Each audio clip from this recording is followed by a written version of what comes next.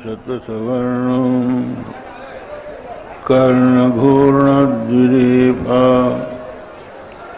वलिकलितकपोलोद्यान दामाभिरामं गिरिशगिरिसुताभ्यां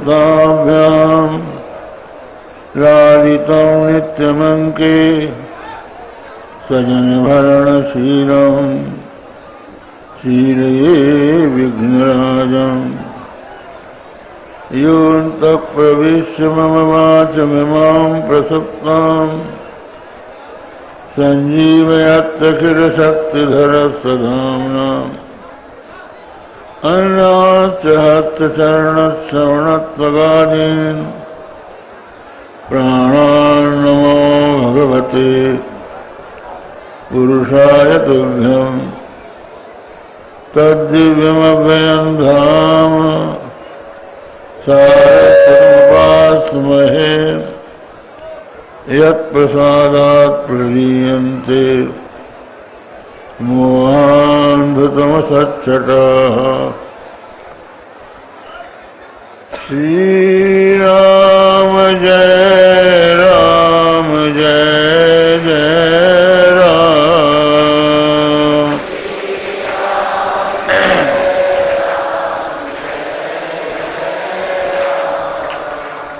श्रीराम जय राम जय जय राम।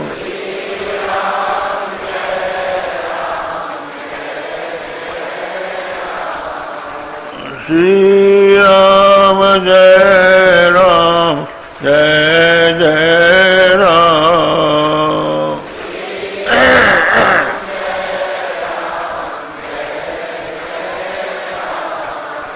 श्रीराम जय राम जय जय राम।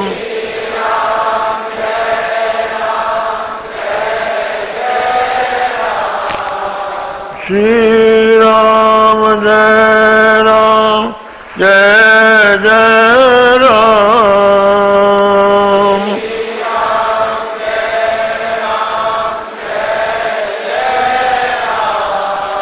श्रीराम जय राम जय जय राम।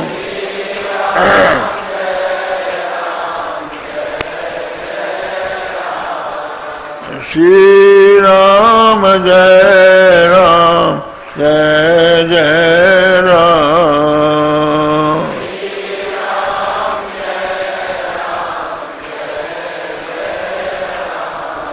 धर्म की अधर्म का प्राणियों में विश्व का गो माता की गो हत्या हर हर महादेव।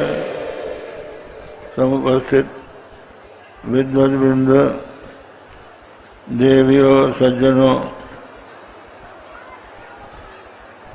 हम लोग ये मानते हैं कि जहाँ धर्म होता है वहीं सब प्रकार का कल्याण प्राणी को देखने को मिलता है। यतो धर्म ततो जया, ये सिद्धांत है। जहाँ धर्म है वहीं विजय होता है। इसके पहले के प्रवचन में ये बात चली थी कि भगवान श्री राम ने राज्य के लोभ से धर्म का त्याग नहीं किया। धर्म का आचरण करने में उन्होंने जरा भी संकोच नहीं किया।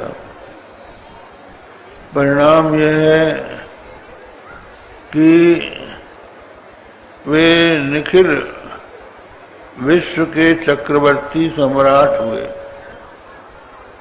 और यही नहीं, उनका जो राज्य था वो राज सत्ता के लिए आज भी आदर्श बन गया। दैहिक दैविक भौतिक तापा, राम राज्य काहू ही नहीं व्यापा। सब नर करहि परस्पर प्रीति, रहि स्वधर्म निरत स्तुति नीति। वहाँ एक दोहा गोस्वामी तुलसीदास जी ने कहा है, दंड जतन कर भेद जहाँ, नर्तक नृत्य समाज, जीतिए मनहु सुनिए यस, राम चंद्र के राज्य। राम के राज्य में दंड नहीं था। हाँ, दंड था, वो दंड सन्यासियों के हाथ में था जो सारे विश्व को अभय दान करते हैं।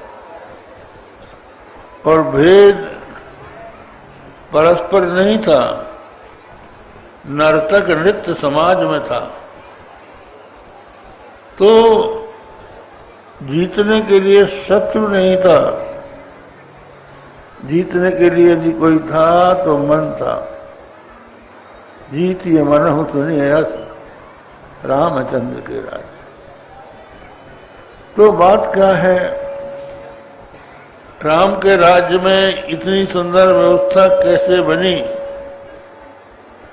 वो इसलिए बनी कि उन्होंने स्वयं धर्म का पालन किया। एक बात और आती है, भगवान के वनवासी होने के पश्चात भरत जी जब ननिहाल से लौट कर आए, राजा दशरथ का और्ध्वदैहिक संस्कार हो गया, तो उनसे कहा गया कि आप अयोध्या का राज सिंहासन अलंकृत कीजिए, क्योंकि आपको पिता की यही आज्ञा है। और इसी में सबका हित है। भरत जी ने कहा, सब में मेरा तो हित नहीं है और आपका भी नहीं है। मोई राज हटि देहु जबहि, रसा रसातल जाई तबहि। यदि आप लोग मुझे हट पूर्वक राज दे देंगे तो ये पृथ्वी रसातल को चली जाएगी, क्योंकि शासक को धर्मशील होना चाहिए।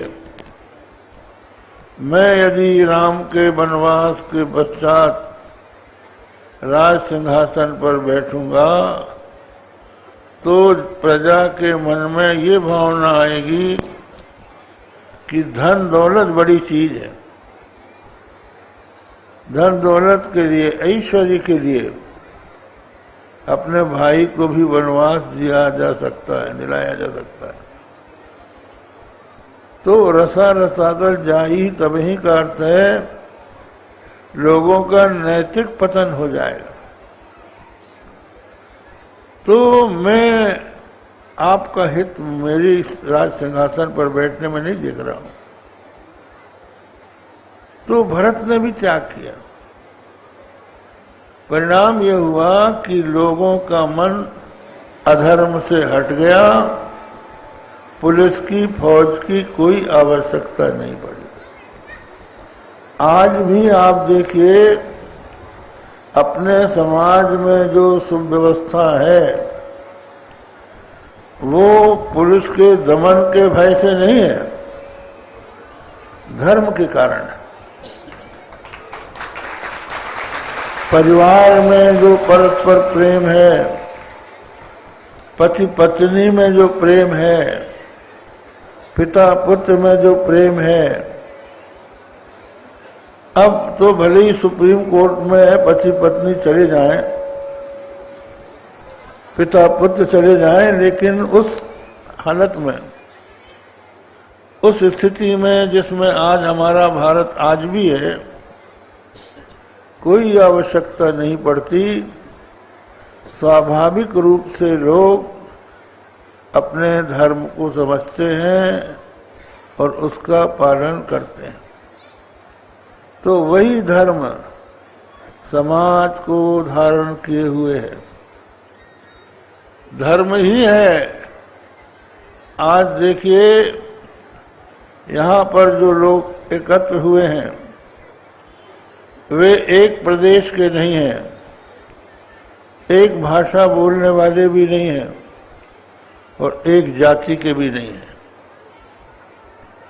सब भिन्न भिन्न जाति के, भिन्न भिन्न प्रदेशों के हैं, लेकिन धर्म ने सबको एक कर दिया।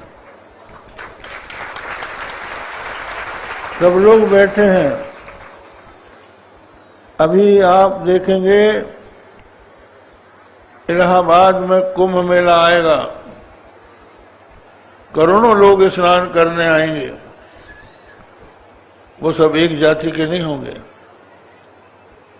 वो सभी जाति के होंगे, सब प्रदेश के होंगे और सब सवेरे गंगा में डुबकी लगाकर अपने को धर्म कृतकृत मानेंगे। और गंगा ये नहीं पूछेगी कि तू किस जाति का है, किस प्रदेश से आया है। जो उसमें गोता लगाएगा उसको पवित्र करेंगे। तो धर्मो विश्वस्त जगत प्रतिष्ठा, धर्म समस्त विश्व की प्रतिष्ठा है। तो उस धर्म के द्वारा हमें क्या मिलता है? हमें चित्त की शुद्धि मिलती है। धर्म में ही हम लोग भगवान की आराधना करते हैं, उपासना करते हैं। आज के दिन महिलाएं तीजा का व्रत करती हैं, वो निर्जल व्रत करती हैं। बहुत से लोग एकादशी व्रत करते हैं। नवरात्र में हम लोग व्रत करते हैं, फलाहार करते हैं। ये क्या बात है? ये इसलिए करते हैं कि देवो भूत्वा देवान यजेत। ये सिद्धांत है कि देव होकर देवताओं की आराधना करें। तो देव कैसे होगा? जब आपका आहार शुद्ध होगा। आहार शुद्ध हो सत्य शुद्धि, सत्य शुद्ध हो ध्रुवा स्मृति। आहार यदि शुद्ध न हुआ तो आप देवता की आराधना करके सफल नहीं हो पाएंगे। इसलिए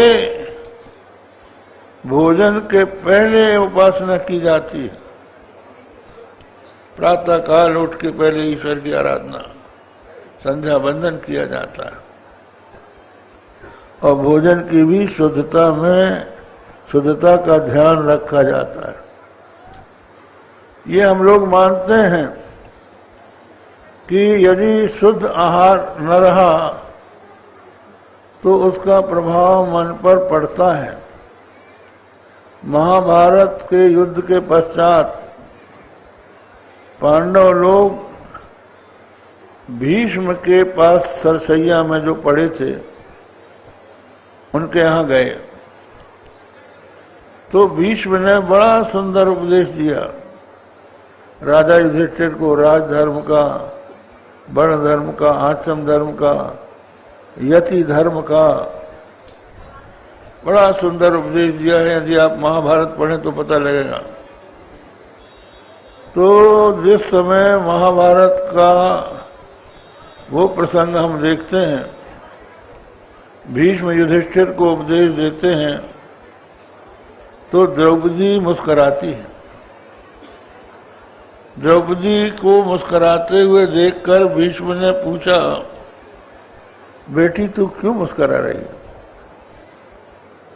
तो भीष्म से उन्होंने कहा, पितामह आप इतना अच्छा ज्ञान देते हैं, ये धर्म उस समय कहाँ चला गया था जब भरी सभा में दुशासन मुझे निर्वस्त्र करना चाहता था। आपने उस समय क्यों नहीं रोका? ये धर्म का ज्ञान आपका क्या उस समय नहीं था? तो भीष्म ने कहा कि बेटी, उस समय मैंने दुर्योधन का कुधान्न खाया था, उसके कुधान्न खाने से मेरी बुद्धि मलिन हो गई। इतने दिन के उपवास के पश्चात मेरा मन अब शुद्ध है। एक महात्मा के बारे में हम सुनते हैं, बड़े अच्छे महात्मा थे, त्यागी तपस्वी थे, ज्ञानी थे। एक राजा उनका भक्त था, राजमहल में उनका निर्बाध प्रवेश था और वे उनको अच्छा मार्ग बताते थे। एक दिन उनके मन में क्या बुद्धि आई कि रानी का एक हार, बहुमूल्य हार टंगा हुआ था खूंटी में, उसको चुरा लिया उन्होंने और उन्होंने अपने कमंडल में रख के वहां से चल दिए। अब उस हार की खोज मची, कौन ले गया, कौन ले गया। जिसकी चोरी होती है वो हर एक पर शंका करता है कि इसने न चुराया हो, इसने न चुराया हो। बड़ी मुश्किल है, सब पे शंका हो जाना बड़ी खराब बात होती। एक सज्जन हमारे पास आए, वो कहने लगे महाराज आपके जो अनुयायी हैं सब में गुटबंदी है, सब अलग अलग हैं और आपके खिलाफ सब षड्यंत्र कर रहे हैं। हमने कहा भैया हमें तो कुछ ऐसा दिख नहीं रहा है, तुम्हारी बात मान लें तो हमारा जीवन हराम हो जाए, हमारे पर शंका करने लगेंगे। अब जब हमारे कई पर शंका करेंगे तो जिंदा कैसे रहेंगे? तो ये होता है, चोरी हो जाने पर ये मनुष्य सबके ऊपर शंका करता है। अब बहुत से लोग बेचारे दंडित होने लगे, बहुत से संदेह के पात्र बन गए। और वो महात्मा जो हार लेके गया था वो भिक्षाटन करता रहा। तो ये लिखा है, भिक्षा हारो निराहारो भिक्षा नैव परिग्रह सदनम वा कदन्नम वा सोमपानम दिने दिने। भिक्षा हार निराहार है, भिक्षा कोई परिग्रह नहीं है। सदन्न खाओ चाहे कदन्न खाओ, जो तुम्हारी झोली में आ जाए प्रेम से प्रेम भगवान को भोग लगा के खाओ, सोमपान के बराबर पुण्य होता है। तो उसकी बुद्धि शुद्ध हो गई। अब उसको ग्लानि होने लगी कि ये हार लेके हम क्या करेंगे, हमने इसको क्यों चुराया।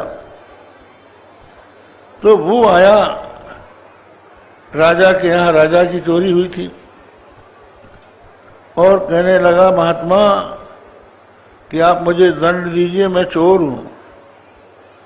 उन दिनों चोर के हाथ कट जाते थे, तो वो हाथ कटाने के लिए पहुंच गया। राजा ने कहा महाराज आप क्या बात कर रहे हैं, हमारे मन में कोई पाप होगा, जिस पाप के कारण आपके मन में ये भावना आ गई कि आप, हाँ, जिसके कारण आप हमारे पास आकर कह रहे हैं कि मैं चोर हूं। शायद हमारे मन में संदेह का कोई मूल बीज होगा। उन्होंने कहा नहीं, मैं सचमुच चोर हूं, और कमंडलू से उन्होंने हार निकाल के दिखा दिया कि ये देखो मैं चोरी करके ले गया था। राजा को आश्चर्य हुआ, उसने पता लगाया कि इतने अच्छे महात्मा की ये बुद्धि कैसे हो गई। तो पता लगा कुछ डाकू लोग लूट कर सामान ले जा रहे थे। वो सिपाही लूट का माल लेके आई सिपाही लेके आए और वही दाल चावल सब्जी हमारी रसोई में पहुंच गए। तो वो लूट का चोरी का अन्न खाने से महात्मा की भी बुद्धि खराब हो गई। इसलिए जैसा खाए अन्न वैसा बने मन। अन्नमशितम त्रेधा विधीयते। ये लिखा है कि अन्न जो हम खाते हैं वो 3 प्रकार का हो जाता है। उसका जो स्थूल भाग है वो मल बन के निकल जाता है। जो मध्यम भाग है वो रक्त रस रक्त क्रम से 7 धातुओं के रूप में परिणत होता है। और जो उसका सूक्ष्म भाग है वो मन बन जाता है। इसी तरह से हम जो जल पीते हैं, जल के भी 3 भाग होते हैं। उसका जो सूक्ष्म भाग है वो हमारा प्राण बनता है, हमारे शरीर में बल आता है। इसलिए मनुष्य अन्न खाए बिना रह जाता है, लेकिन जल के बिना नहीं रह सकता। और जो हम तेज का अग्नि का अंश खाते हैं उससे हमारी वाणी में शक्ति आती है, तेजोमयी वाक। तो हमारे भोजन में पृथ्वी जल तेज तीनों रहते हैं। ये तीनों से मन प्राण और वाणी आती है। तो उसकी शुद्धि पर आज भारत के लोग ध्यान नहीं दे रहे हैं। अन्न का उत्पादन गलत हो रहा है, अन्न का उपार्जन गलत हो रहा है। लोग अपने गाढ़े पसीने की कमाई पहले खाते थे, अब किसी को किसी का लेने में जरा भी हिचक नहीं होती। एक व्यक्ति गीता पाठ करता था, उससे पूछा गया कि आप गीता पाठ करते हैं, गीता में क्या है? उसने कहा गीता में है कि समत्व होना चाहिए, समता होनी चाहिए। तो बोले तुमने गीता का वो अध्ययन किया, उसको अपने जीवन में उतारा?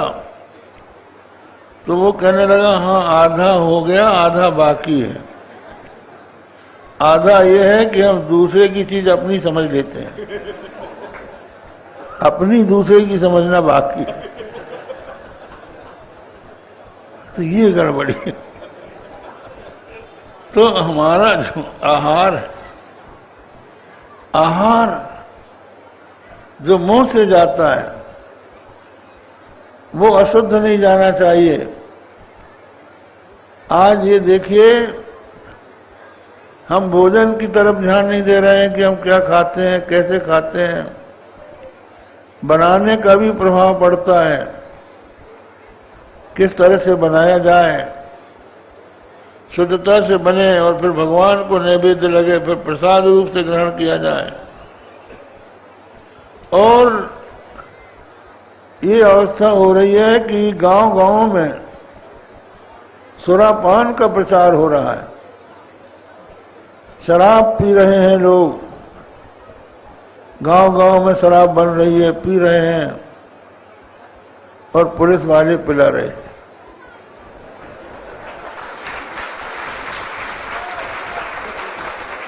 ये उस थाने में अपनी ड्यूटी लगाते हैं जहां ज्यादा शराबी होते हैं, क्योंकि उनकी कच्ची शराब बिकवाने में मदद करते हैं, पकड़ते नहीं और उनसे वसूल करते हैं। तो समाज में इस बात का भान नहीं है। और हालत ये हो रही है कि हम अपने बच्चों को पढ़ने के लिए भेजते हैं, तो जहां स्कूल है उसके सामने खोंसे वाले नशीली चीजें बेचते हैं, वो वहां से नशा सीख के आते हैं। बुद्धि वहां भ्रष्ट हो रही है। तो ये सब देखना है, इसकी तरफ हम लोग ध्यान नहीं दे रहे हैं। भोजन जो हम करते हैं उसमें मिलावट है। ऐसी कोई चीज नहीं है जिसमें मिलावट ना हो, सब मिलाया हुआ गड़बड़ किया हुआ है। मिर्च मसाला मिलावट है। काली मिर्च की जगह तरबूज के बीज मिला दिए जाते हैं, घोड़े की लीद मिला दी जाती है, और चावल में कंकड़ मिला दिए जाते हैं। न जाने कितनों की आंखें कट गई, कितनों के दांत टूट गए। ये हालत हो रही है। सब्जी, किसी कथित योगी ने कहा था कि लौकी का जूस पियो सवेरे सवेरे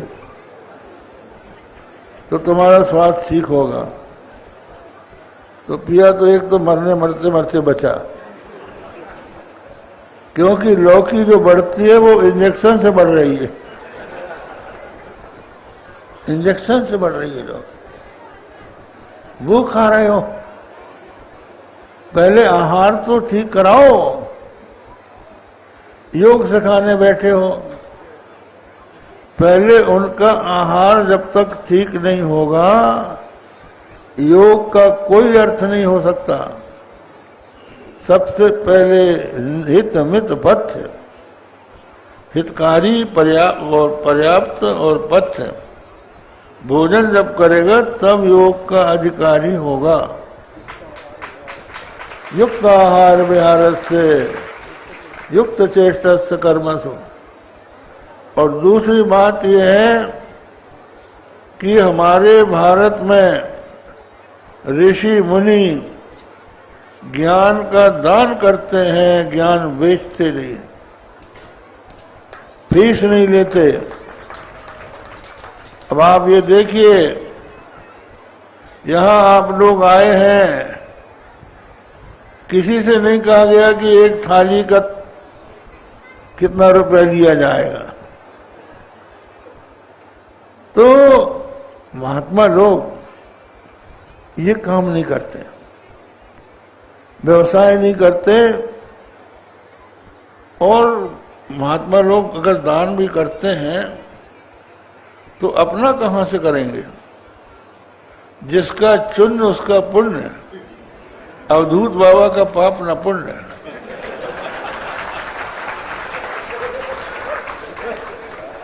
किसी ने ला के दे दिया तो किसी को दे दिया। तो ये होना चाहिए। तो महात्मा लोग कभी किसी वस्तु को विक्रय नहीं करते, ज्ञान का दान करते हैं। और प्राचीन काल से ही हमारे भारत का यही नियम रहा है कि ज्ञान का दान होना चाहिए। तो अन्न, आहार, आहार एक व्यापक चीज है। जो हम मुंह से खाते हैं वही आहार नहीं है। वो जो हम अपने कान से सुनते हैं वो भी आहार है। आप देखो, कान में जो शब्द पड़ गया वो लौट के आ सकता है? वो फिर नहीं निकलता, उसका तो स्वभाव पड़ ही जाता है। कान में जो पड़ा तो बस पड़ गया। एक कोई चेला था, गुरु ने उसको मंत्र दिया, गुरु से हो गया झगड़ा। तो बोले कि हम अब तुमको गुरु नहीं मानेंगे। तो उन्होंने कहा हमारा मंत्र वापस करो। तो वो अपने कान में पानी डाल के खोज निकाले।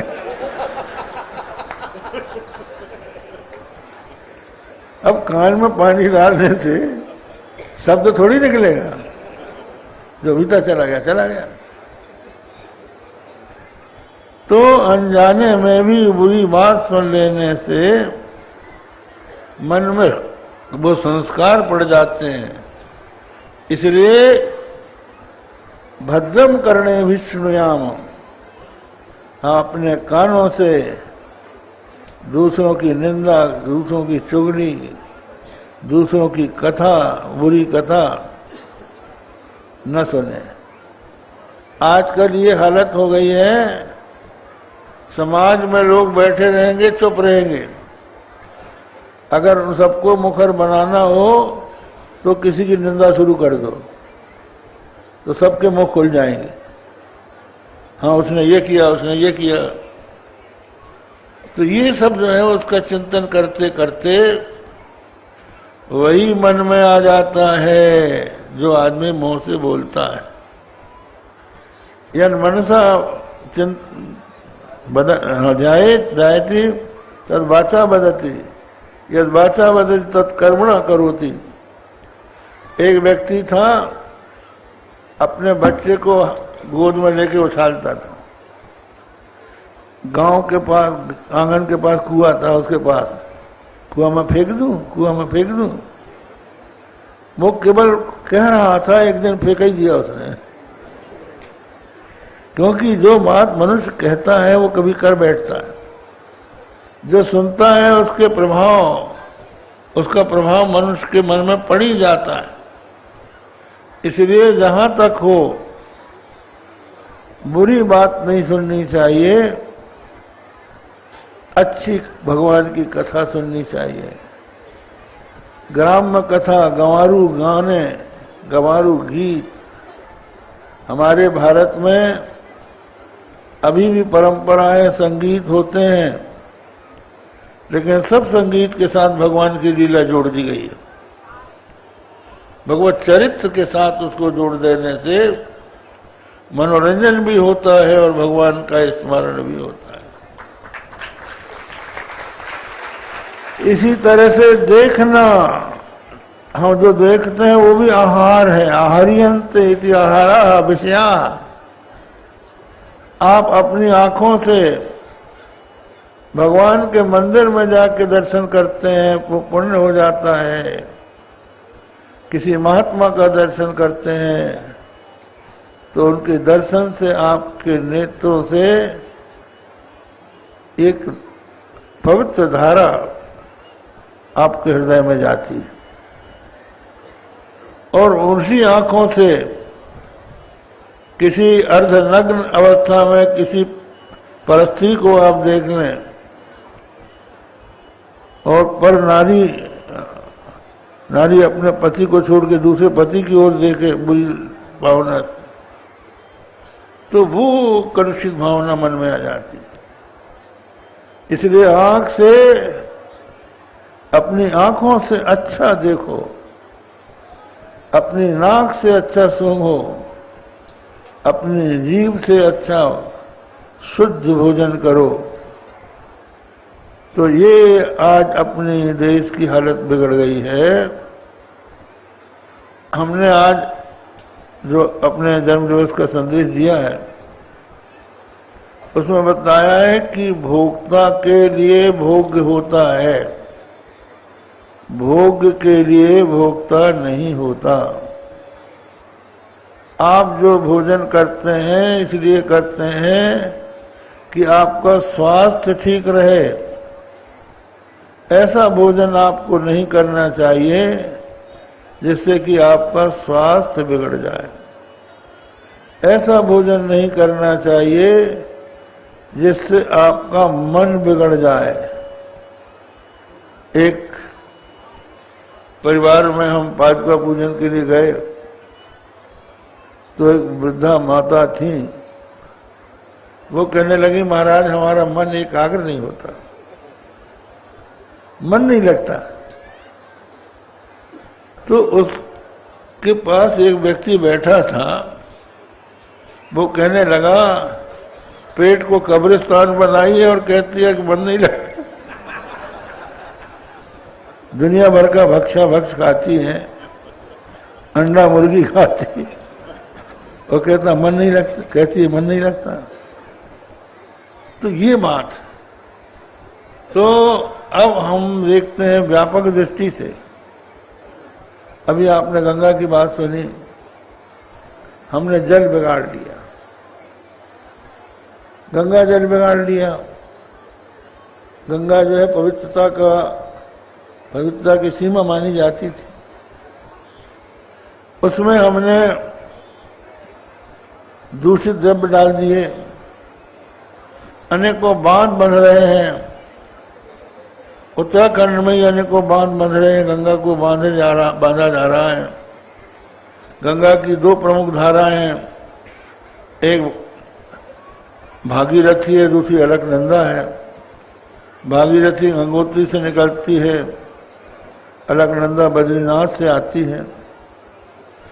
उनमें 50 बांध प्रस्तावित हैं। वो बांध करके बैराज में डालेंगे। पहाड़ों में बैराज बनाए जा रहे सुराख, वो कुदाली फावड़ा से नहीं, वो ब्लास्टिंग से बनाए जा रहे हैं। पहाड़ हिलता है, पहाड़ में दरार पड़ती है, मकान खिसकते हैं, जो झरने हैं वो नीचे चले जाते हैं। सिंचाई के लिए जो झरने का उपयोग होता है वो बंद हो जाता है। हमारे भारत की सेना पड़ी है, उसके पीने की समस्या खड़ी हो जाएगी। और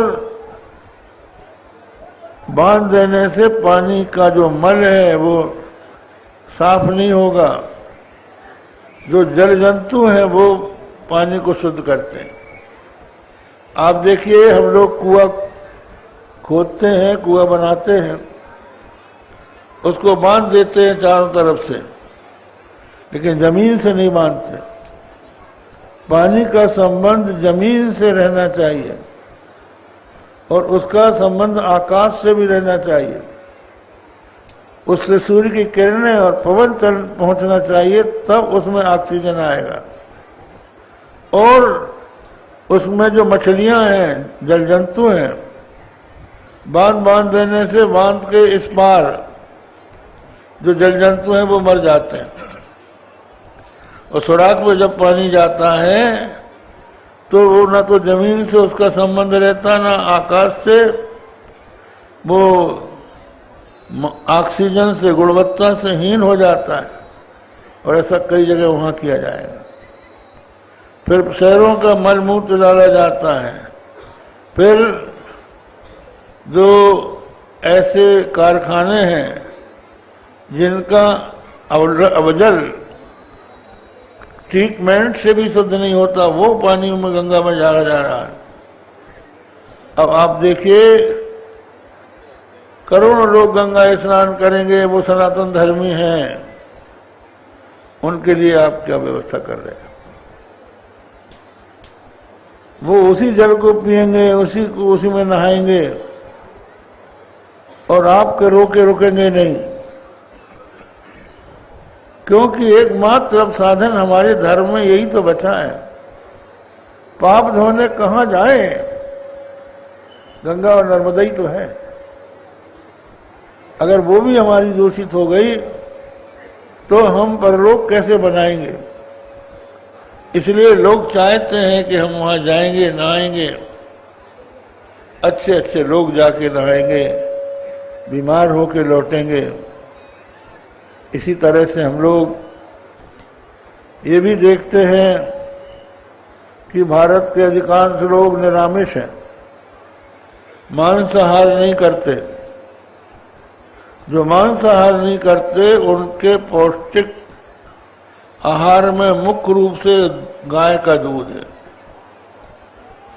अगर गाय नहीं रहेगी तो गाय का दूध कहाँ से मिलेगा? उसकी रक्षा होनी चाहिए। यूरिया ने जमीनों को बंजर कर दिया। पंजाब के लोगों ने यूरिया डाल के अपनी जमीन को बंजर कर दिया। अब वो राजस्थान में और मध्य प्रदेश में जमीन खरीद रहे हैं।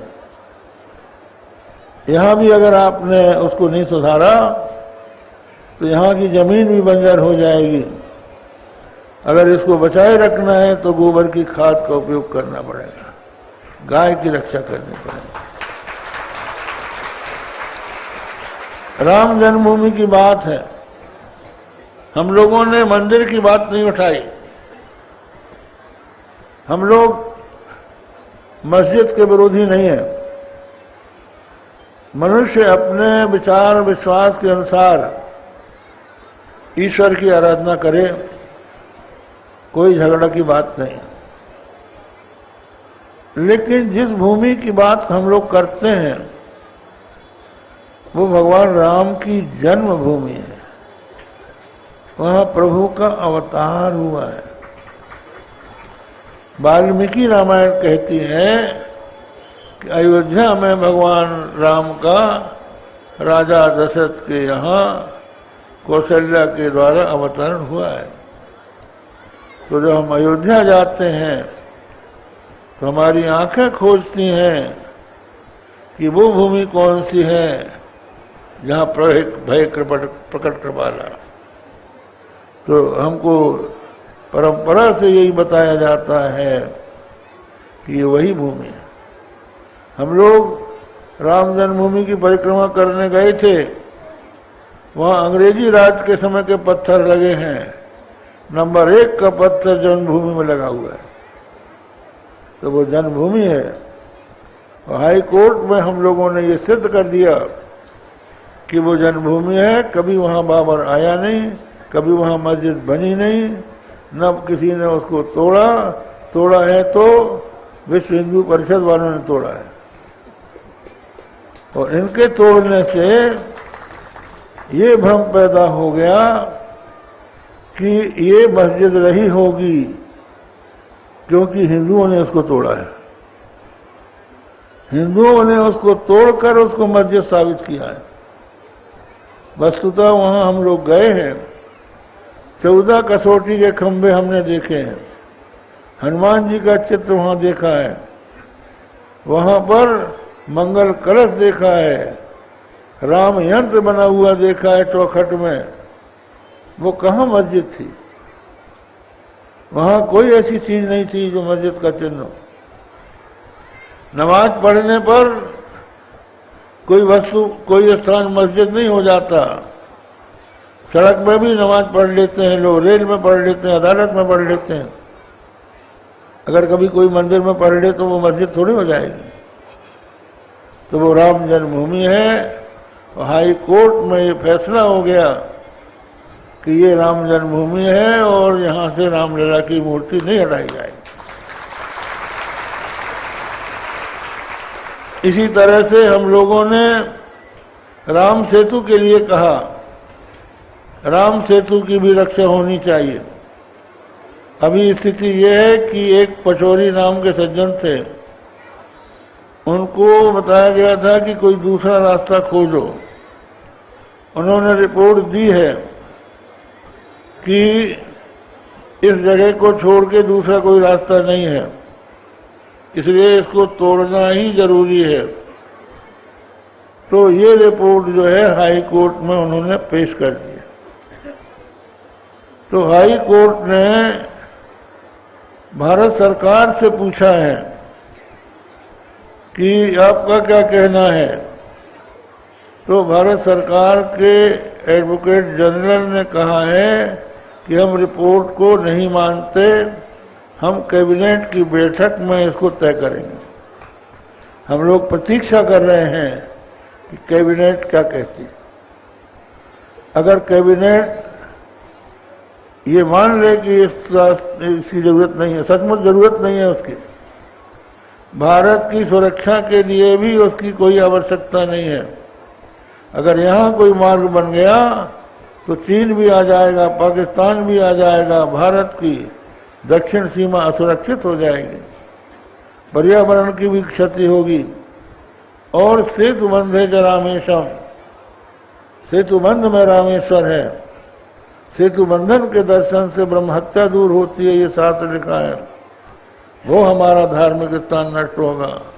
हम लोग नहीं चाहते हैं कि सेतु बंध को भी छेड़ा जाए। तो ये सब बातें हम लोग कहते हैं, लेकिन इन सब बातों को हम सत्ता प्राप्ति की सीढ़ी नहीं बना रहे हैं। इसके द्वारा हमें कुछ पद मिल जाए, हमारी सरकार बन जाए, हम शासन करें, ये हम लोगों का लक्ष्य नहीं है। हम जो बात कह रहे हैं अभी आप लोगों के सामने, तो जिस स्थान से बोल रहे हैं शंकराचार्य बनकर बोल रहे हैं, अब इससे बढ़ के और कौन सा पद होगा जिसके लिए हम बोलेंगे।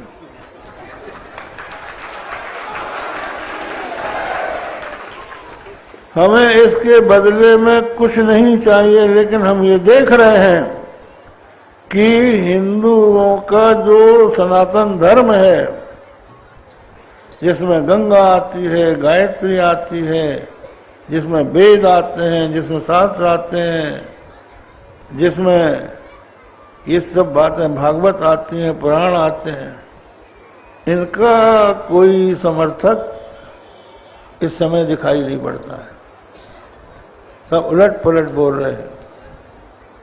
वो कहते हैं जो हिंदुस्तान में जन्मे सो हिंदू। हिंदुस्तान में तो सभी जन्मते हैं, सब हिंदू हो गए तो उनकी भी पहचान मिटी और हिंदुओं की भी मिटी। तो ये नहीं होना चाहिए। जो हिंदू धर्म को माने, जो हिंदू वेद शास्त्र को माने, पुराणों को माने, गंगा को माने, वो हिंदू है। जो इस्लाम को माने, कुरान को माने, वो मुसलमान है। जो इंजील को माने, बाइबल को माने, ईसाई धर्म को माने, वो ईसाई है। तो वही परिभाषा हिंदू के साथ लगना चाहिए। जो हिंदू धर्म को माने, तो वो सब बातें अपने लोगों को सोचना है। और ये सब इसलिए गड़बड़ हो गया है कि हमने अपना देखना, सुनना, बोलना ये सब बिगाड़ लिया है। आहार की शुद्धि खत्म हो गई है। तो इसको ठीक करना चाहिए। यहाँ से बात शुरू होती है। बस आज इतना ही कहकर आप सब लोग यहाँ पधारे हैं। सभी लोगों ने बड़ी अच्छी भावनाएं व्यक्त की हैं और हम लोगों का सबका लक्ष्य ये है कि हमारा देश, हमारा समाज धर्म के मार्ग से आगे बढ़े।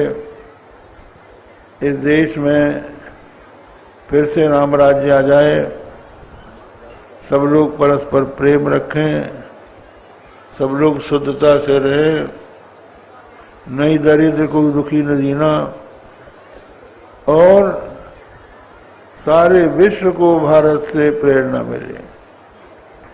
यहाँ से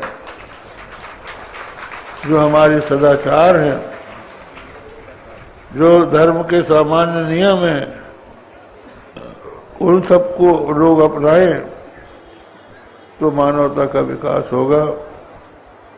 आज के दिन सबके लिए, आप सबके लिए और आपके माध्यम से आपके सभी पारिवारिक जनों और देश के लिए अपनी नारायण स्मरण पूर्वक शुभाशंसा व्यक्त करते हुए हम अपना प्रवचन पूर्ण करते हैं। धर्म की अधर्म का प्राणियों में